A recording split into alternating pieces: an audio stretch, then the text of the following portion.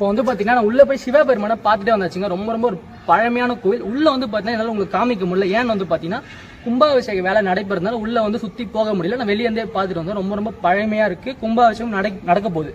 இப்போ இந்த கோவிலோட வரலாறு பார்க்கலாம். அது மட்டும் பாருங்க எவ்வளவு ஒரு பசுமையா இருக்கு பாருங்க. ஒரு மழையோட சேர்ந்து இந்த கோவிலை பார்க்க ரொம்ப ரொம்ப நல்லா இருக்கு.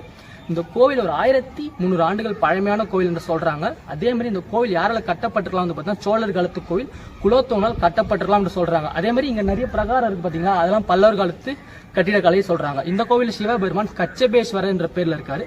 கூட இருக்க அம்மன் பேர் என்ன பாத்தீங்கன்னா அஞ்சனாச்சியார் என்ற பேர்ல இருக்காங்க. அதே மாதிரி இந்த கோவில் வந்து பாத்தீங்கன்னா தொண்டை மண்டலத்திலே ஒரு முக்கியமான ஒரு தேவாரம் பாடல் பெற்ற கோவில் என்று சொல்றாங்க. சுந்தரரால் பாடல் பெற்ற ஒரு கோவில்.